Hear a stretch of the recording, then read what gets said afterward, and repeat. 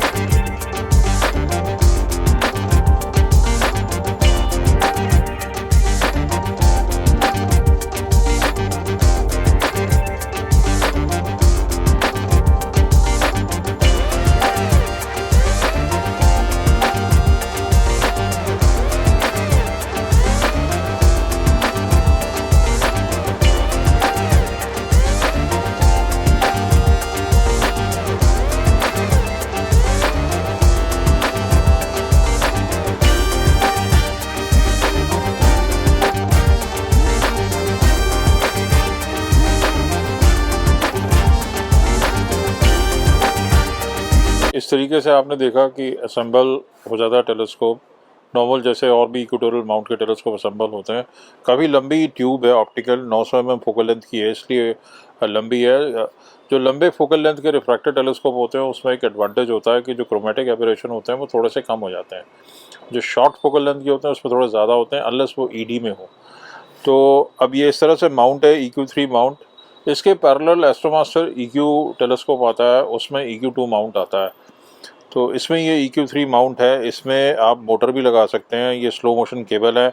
इसमें आईपीस वही स्टैंडर्ड आते हैं 20 mm और 10 mm। इस तरीके से जो 20 mm है 900 डिवाइडेड बाई 20 45x पावर देता है, और जो 10 mm है वो 90x पावर देता है। साथ में कंपनी ने एक 3x बार्लो दिया हुआ है इस तरीके से।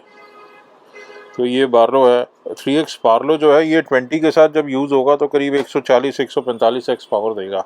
तो ये ऑप्शंस हैं। हालांकि 90 है तो आप 180x पावर या 200 तक जा सकते हैं। उसमें अलग से आईपीस आप ले सकते हैं, हमारे पास मिल जाएंगे अच्छी क्वालिटी के, प्लॉसल क्वालिटी के, या TMB वाले 58 डिग्री के वाइड एंगल के।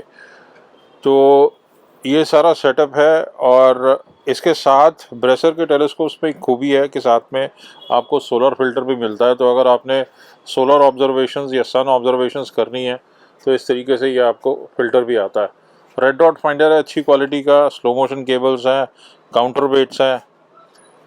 और अगर आपको एड ऑन काउंटर वेट्स चाहिए हो तो वो भी हमारे पास आपको मिल जाएंगे।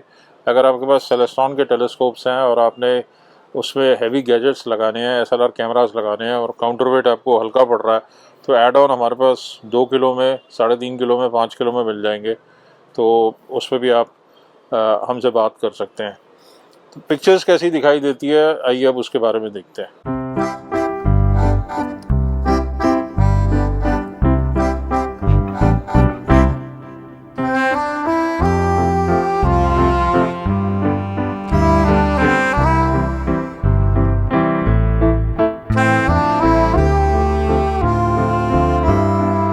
में एक टीरिंग भी दिया हुआ है जो आप लगा सकते हैं अगर आपने एस्ट्रोफोटोग्राफी करनी है। और ये मोबाइल फ़ोन अडेप्टर भी है जो कई बार हमने वीडियो में बताया, तो मैं यहाँ पे टाइम नहीं लूँगा।